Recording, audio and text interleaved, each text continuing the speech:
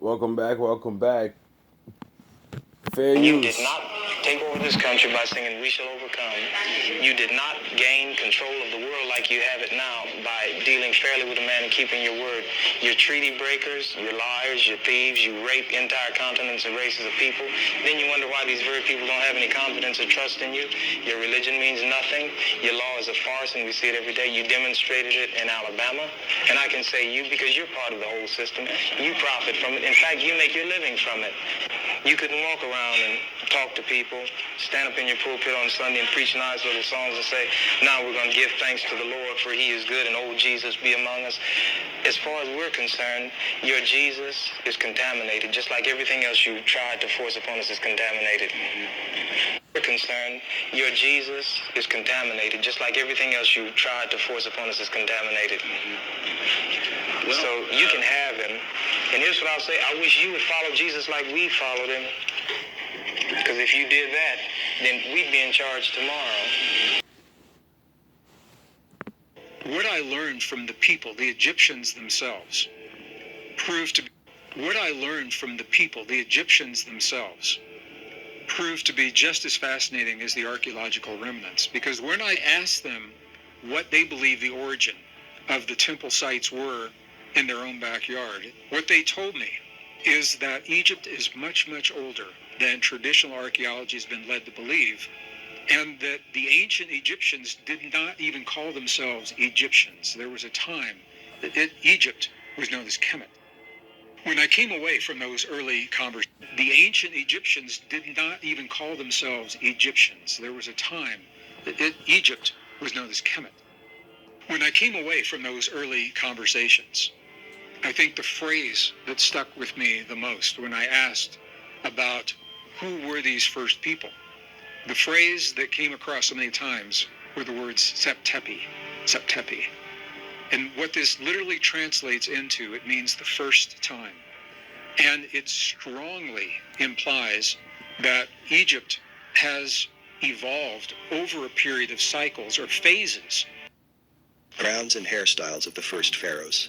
In Kemet, crowns and hairstyles were linked to the identity of individuals and social groups, such as men, women, children, and the elderly. They were used to convey social status. In 2008, archaeologist Jeffrey Tassi studied Egyptians' hair and hairstyles at the dawn of their civilization. He discovered the Kemites were experimenting with a broad range of hairstyles from the Proto-Dynastic to the First Dynasty. Then, they established an institutionalized hairstyle canon. This event coincided with the establishment of administrative institutions in the country. These codified hairstyles served as norms for identifying administration members or signs of authority. But something else piqued his interest. He noticed that pharaohs didn't always wear crowns, particularly in Kemet's early days. Only 3.44% wore the double crown or the red crown, and 5.17% wore the white crown.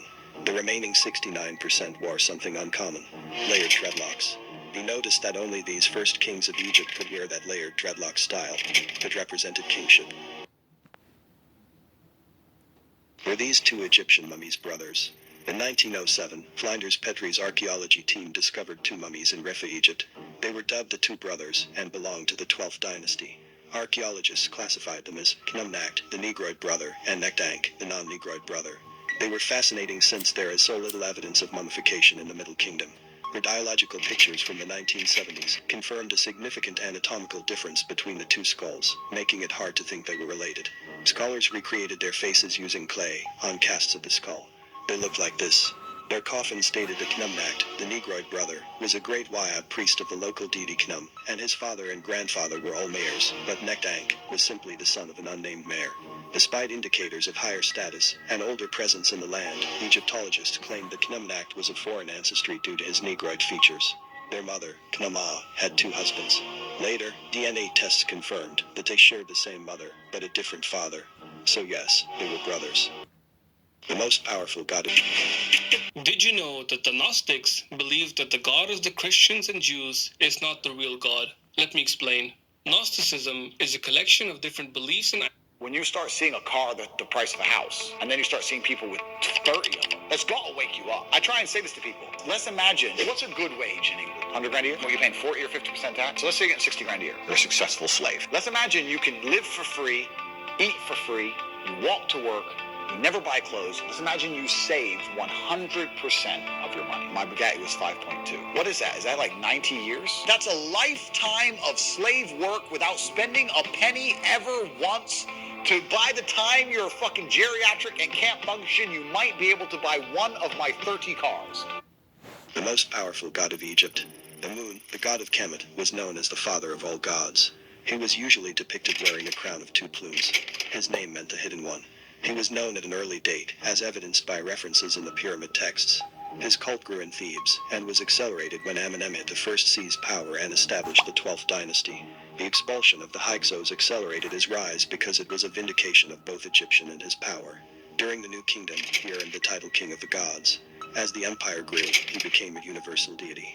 Later, he will have an impact on the emergence of Zeus and Jupiter, the main deities of Greece and Rome. This popularity led Kemet to becoming a theocracy, and Amun's priesthood became the largest and most influential. It even resulted in the emergence of Theban priest kings during the 21st dynasty. By the 25th dynasty, he was the chief god of Kush. According to Kemetic priests, Amun originated and stayed in the mountain of Jebel Barkal in Sudan.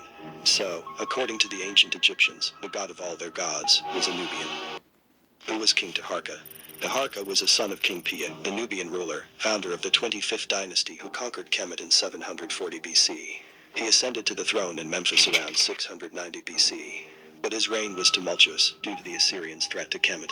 Taharka fought them in numerous battles. To halt their expansion, he expanded his empire in the Near East. He's even mentioned in the Bible as the aid of Judah against Assyria's king Sennacherib. In 671 BC, Assyrian king Esarhaddon invaded the Sinai. However, by 670 BC, Taharka retaliated and reconquered the area. In 669 BC, Assyrians sieged and sacked Memphis. Alas, the next year Esarhaddon died en route back to Kemet. As revenge, his son Ashurbanipal sacked and invaded Memphis. Driven by that victory, he attempted to take Thebes, but was badly defeated by Taharka. That victory sparked a rebellion in the Delta, where princes saw Taharka as their legitimate ruler. Alas, the comeback didn't take place because the now old king died in Nubia in 600. Did you know that the Gnostics believed that the God of the Christians and Jews is not the real God? Let me explain. Gnosticism is a collection of different beliefs and ideas that came during the early stages of Christianity. According to early Gnostic texts, the God of the Old Testament, i.e. the God of the Christians and Jews, is an evil deity who is also responsible for creating the material world. This God created Adam and Eve and kept them in the Garden of Eden to make sure that Adam and his descendants, i.e. humans, would never ascend to divinity.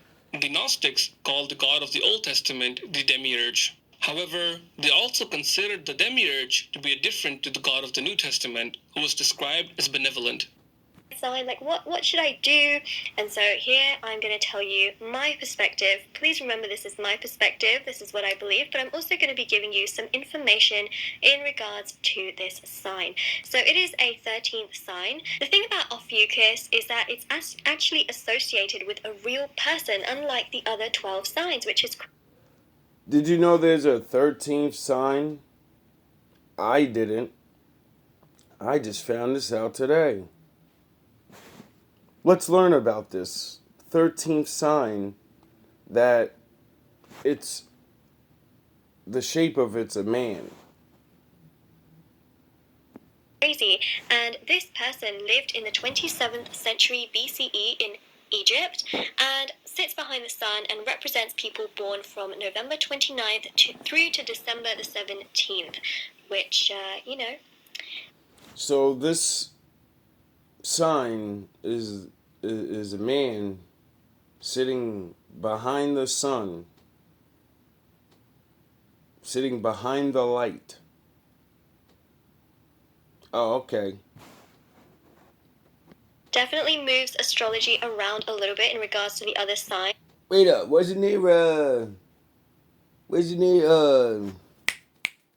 12 tribes of Israel, I think, or 13 tribes of Israel? I think it's 12.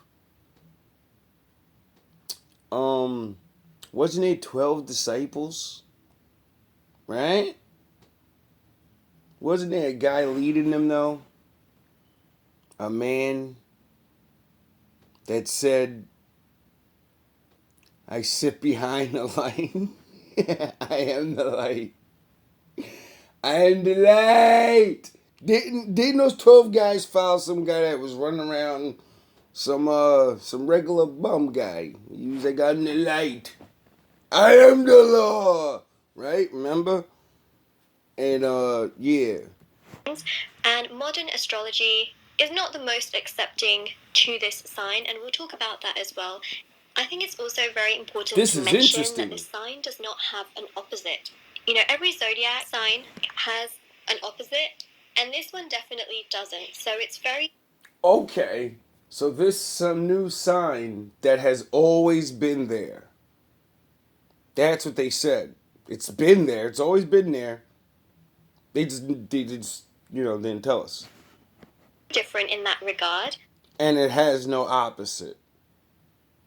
Like all the other signs, like how all of our signs have opposites, and if you're born on a certain day, you could be like this sign, or you could be like that sign, and all this other stuff. This thing has no equal. Now, this sign actually lays right between Scorpio and Sagittarius, and so do the traits for the sign as well. So if you're Really? an Ophiuchus, you're essentially represented by a man clutching a serpent, and serpents are actually to do with the human ego. You know, it's about accepting and not destroying. Now, you've got the sign sitting right near Scorpio, and you've got some similar traits. As I mentioned, Scorpio is known for transformation. Ophiuchus has similar transformative energies, but goes into deeper aspects of life and higher states of being, and even relates to medicine. So, as you can see, it goes much, much deeper than just transformation. It's also about healing. Once we have accepted those aspects, we become healed. It also has a lot to do with redemption. People around this sign, very much so, or in this sign, should I say, have gifts of healing and helping others to heal. A very balanced person who is open to do so. That's the difference, is that they go a lot deeper into those aspects. So that is Ophiuchus in a nutshell. If we want to dive just more into the characteristics of this particular sign, it's really about progressing well through life and having the authority to look upon yourself positively, even though sometimes we can refuse to tap into those aspects, but it's about really digging quite deep, as I mentioned before. And it's also about having a thirst for wisdom and knowledge. And even though this is a 13th sign, the lucky number for this sign is actually number 12. And those actually... Wow. The 13th sign, his lucky number is 12, and he has like all this I don't know. It's like drive. It's like a go-to drive. He sees himself. He believes in himself. It digs deep down in himself, and I don't know. This sounds like a dope-ass sign to me.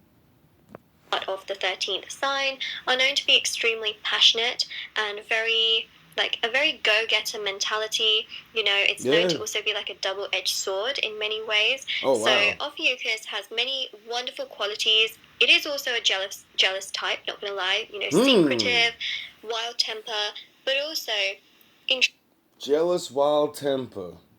Introverted, believe it or not. So it's got lots of characteristics for sure. And if an Ophiuchus fears or mistrusts you, they will shun you. It's that kind of an energy, but really digs very deep, which is why I like this guy.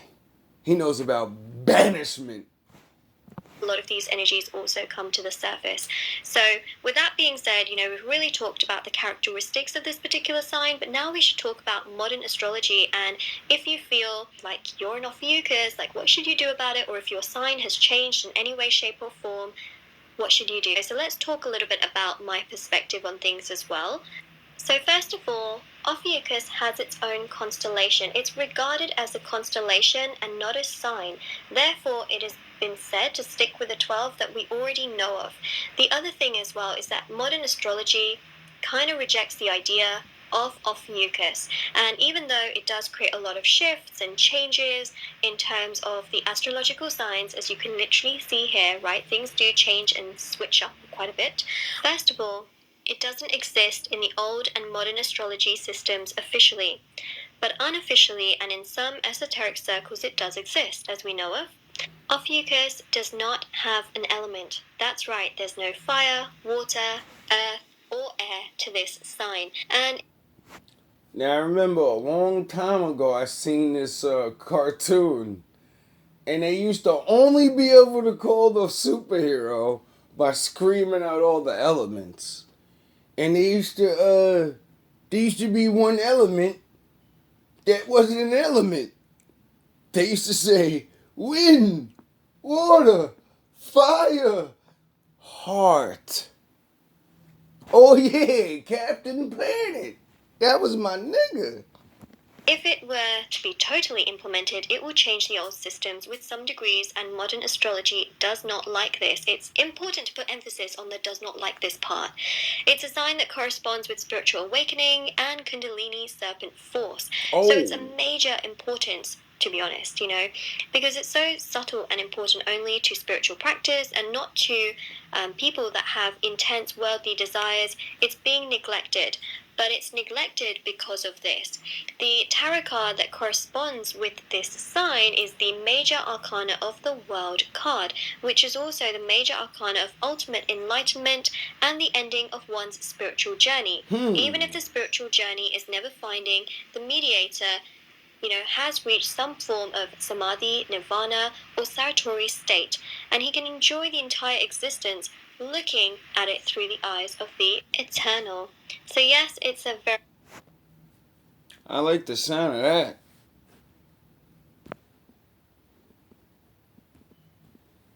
Wait, okay, so you're telling me my zodiac sign is different? Who decided this?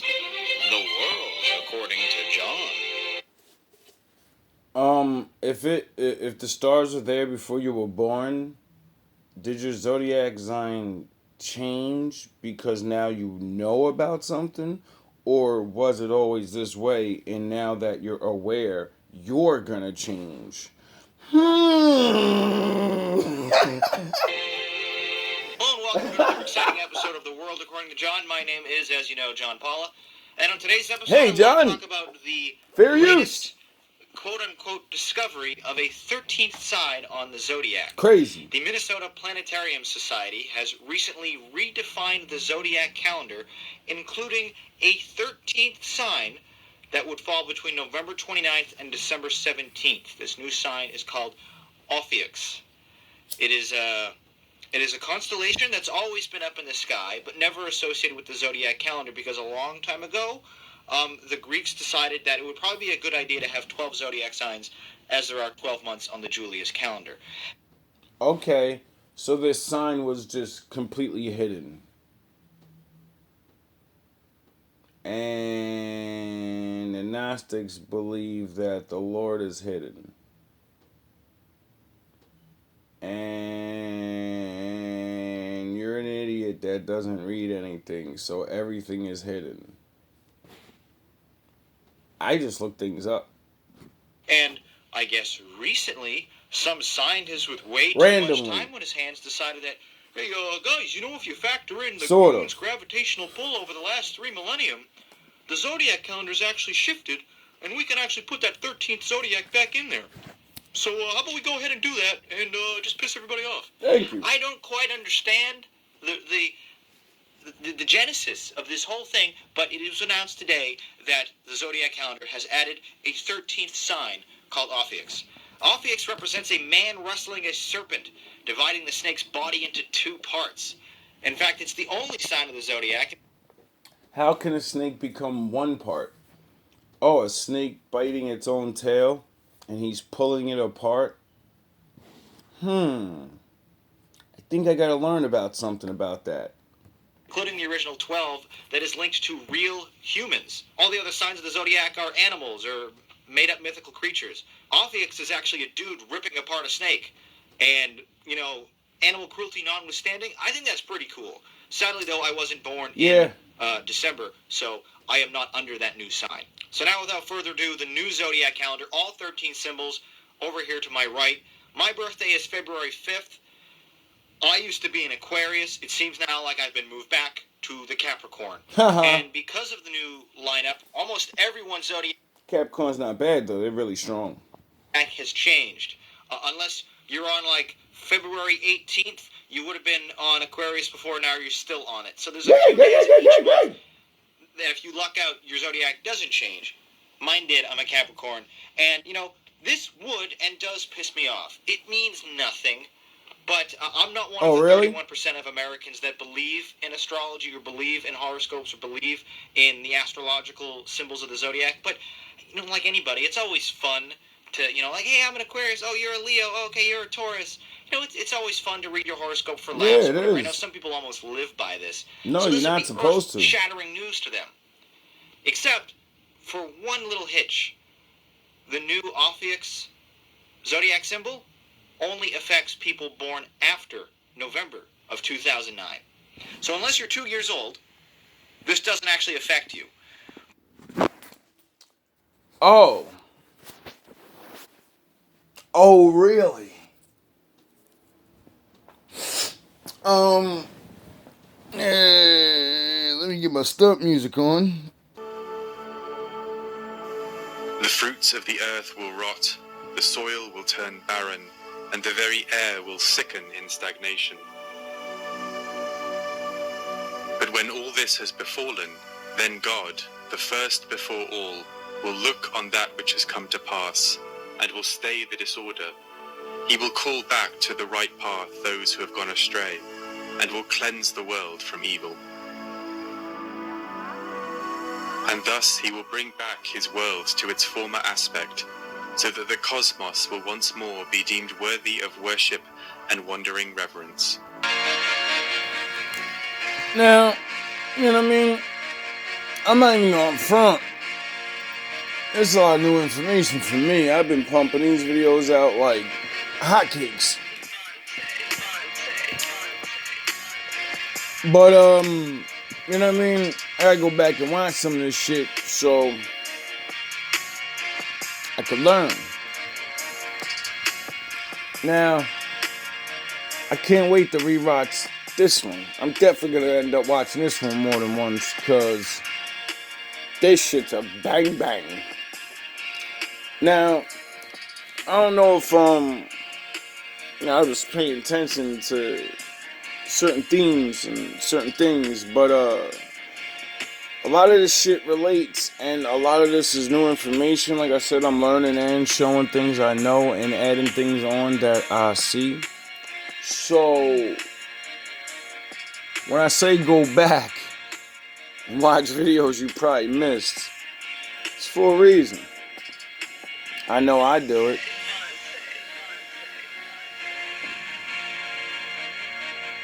Now, I don't know where this one's going,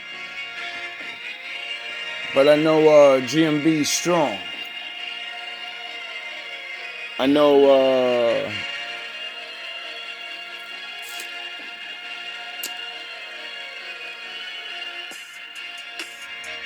it is what it is, man. Like, a lot of new things coming out to light. And I don't know. I'm gonna have to start breaking my own videos down. I think I'm gonna have to start playing my videos and then breaking my videos down, because this shit is nuts. All love, all praise to the Most High.